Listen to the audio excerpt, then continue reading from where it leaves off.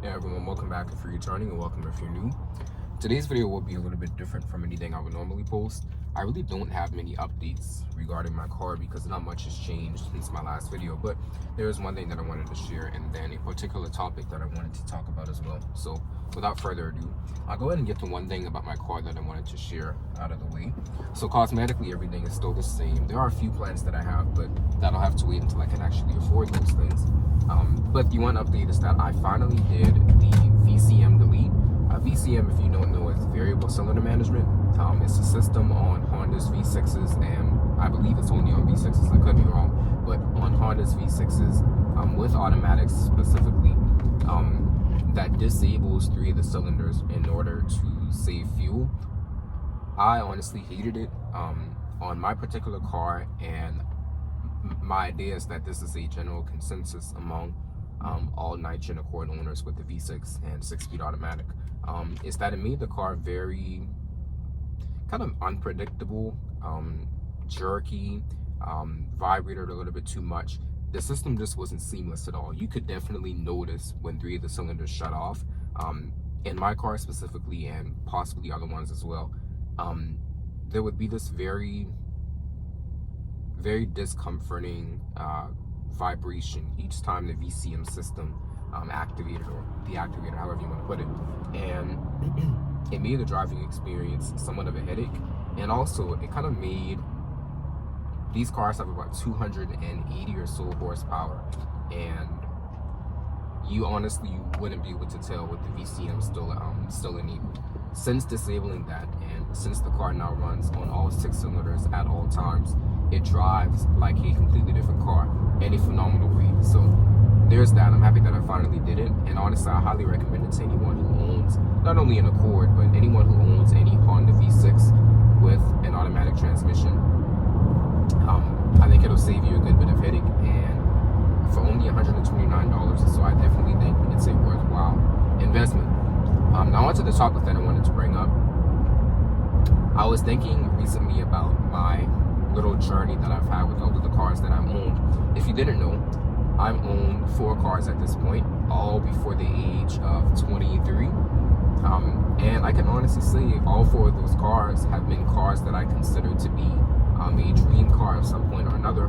Now, to put it into perspective, each car that I've owned has been either a Honda Accord or a Honda Civic. So not necessarily what most people would consider a dream car, but I'll explain my rationale as I continue talking. So my first car was a 1998 Honda Accord EX V6 sedan. It was in dark emerald pearl, so like a really nice shade of dark green. Excuse me. And I saved up my paychecks for my first job in high school for literally a year until I could afford to buy a car that I wanted. Now ultimately I didn't end up buying it until about 2 or so months into my freshman year of college. But I love that car more than most people would love the 1998 Honda Accord. When I first got it, it was in very stock condition or stock form. After all, I knew that I wanted it to continue being my reliable daily driver, at least until I graduated college and hopefully even after that. So mechanically, it stayed completely stock. I did end up adding a few cosmetic enhancements or aesthetic stuff just to fit it to my liking. And I was absolutely in love with that car. Now, unfortunately, it did end up developing some pretty major mechanical issues that I tried to address over and over and over again. To put it into perspective again, I ultimately spent about $12,000 in a span of, honestly, a little bit less than 4 years on maintenance and repairs. Do I regret it? Yeah, not necessarily, because I love the car. And long story short, after I spent all of that money, it still wasn't in perfect condition, so I ended up getting a second car. I never wanted to sell my 98 Accord, so I ended up just getting a second car. That one was the 2004 Honda Accord EXL with the K24 and the 5-speed manual. Now, was it in the best shape? By no means necessary. But since it was one of my cars, I did my absolute best to make it presentable. So it was always clean. My biggest gripe with that car was, I can point out 2. The first one would be the paint color on mine specifically. Now, originally, it was Redondo Red Pearl, which is like a darker shade of red, almost burgundy, that Honda made in the early 2000s. At some point, the previous owner of mine resprayed it and tried to make it the same color, but failed miserably. So it ended up being like a shade darker, and it was a matte finish, so no gloss at all. Now, in hindsight, I probably wouldn't have bought that car had I been a little bit less impulsive, because the paint color really did bother me. And then the second thing that bothered me about that car, the rear end styling for the pre-refresh 7th generation Accord just wasn't it for me at all. When I bought the car, I thought that it would grow on me, and I can honestly say it really never did. Of course, styling is always subjective, so there are many people who might love it, and I liked the car. I just didn't like that one element about it. Now, in terms of drivability, it was a really nice blend of being fun to drive, but also really reliable and fuel efficient. I mentioned reliability, and yes, that car was absolutely bulletproof. The K24 is probably one of Honda's best engines. However, at a certain point, it started to leak oil, and once it started, it didn't stop. Regardless of how many times I got it addressed, I got it worked on at an independent Honda shop, still leaked oil. I took it to a dealer, still leaked oil. And I just realized that was a battle that I wasn't gonna win, and I'd already had enough experience with oil leaks with my 6th generation Accord. So ultimately, even though I bought my 04 Accord after, I ended up selling it months and months before I sold my 1998. I can honestly say I do regret selling that car, my 04 Accord that is, because rear end styling out of the way, it really was an amazing car. I hated the oil leak, obviously, because that's more money that I have to spend, and I don't like to ignore issues when it comes to my cars. So it was something that I really wanted to address, but I really do miss that car. Again, it was a nice blend of being fun to drive, but also really fuel efficient. It was the absolute perfect road trip car, very spacious for its time, and very spacious even for today's standards. And I could easily make it to and from any destination on one single tank of gas. So it was a really amazing car.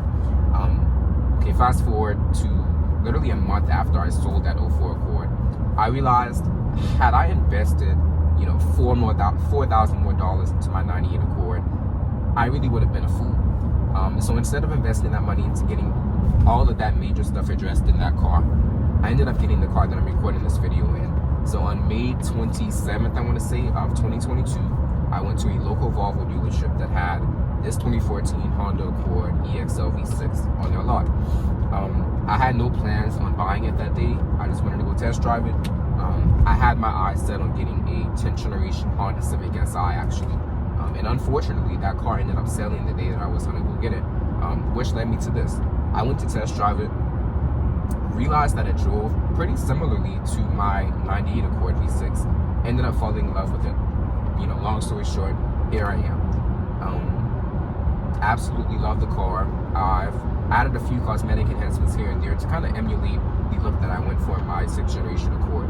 And I really do love the car, and especially now that it doesn't have the VCM, I can find faults with it and actually have made a video with my likes and dislikes that mention a few of those faults. But I love the car. Now, in October, literally on Halloween day of last year, a 2014 Honda Civic Si with only 38,000 miles caught my attention. Me being young and dumb still, I decided, you know what, I'm gonna go test drive that. I love the car that I have right now, so I know I'm not gonna buy it. Well, I was wrong, because I ended up buying it, and I really did love that car as well. The 9th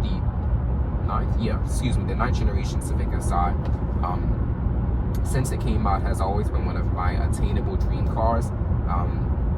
Matt Marin Motoring, or at the time his channel was called Subaru WRX Fan, he made a review on a taffeta white 2014 Honda Civic Si Coupe, identical to the one that I ended up getting. And I really did love that car, but there was something about being in something that wasn't an Accord that didn't sit right with me. The Civic Si was a blast to drive. It was fuel efficient as well. You could, I don't want to say beat on it because it's not a beater, but you could get in the car and it would reward you for it. Whereas sometimes if I get in this car, it responds well, but I feel like I'm punishing it because it really wasn't built for, it wasn't built for spirited driving necessarily. The V6 is intended to be more of a cruiser in this application with the sedan and the automatic. But despite that Civic Si being a lot more fun and engaging to drive, it was really small, a little bit too small for my taste. You know, the 3 cars that I owned before were all mid-sized family sedans. So I was used to having a bit more space than that, and ultimately I ended up trading it back in for my own car that I'm in right now. Fortunately, the dealer didn't sell it within that month, and I think a big part of the reason they didn't sell it is because at the time this car had a muffler delete, and it was annoying. Just to put it simply, it was annoying. So that's my history with cars. I'll own this car until the wheels fall off. One, it's financed, so I'm definitely not getting rid of it until I pay it off. And even once I pay it off, at that point, I don't think there is any reason to get rid of it. I do see it lasting for just as long as my 6th generation Accord did, if not longer. Now, in terms of other cars that I want to get, there are many cars that I want to get. Towards the later part of this year, I do plan on getting something to put some miles on so I can avoid racking up so many miles on this one. I want it to be something with a manual. I do want it to be something with a 4-cylinder just for the sake of fuel economy, because this car is not the best on gas, relatively speaking, for what it is, at least. But that's my story. Somehow I've been able to own 4 of the cars that I've always wanted to own before I turned 23 years old. So it's somewhat of an accomplishment, but there were some impulsive buying decisions that went into that, and that's the part that I don't recommend. If you have the money, unless you actually need to spend it, either save it or invest it.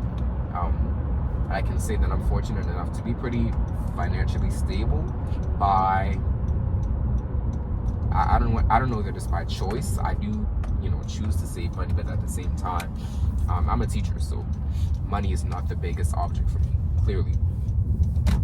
But nonetheless, thank you for watching. I'll be at work in just a second, so I'm going to grab my Dunkin' Donuts to make it through the rest of the day, and I appreciate you all for watching. Thank you.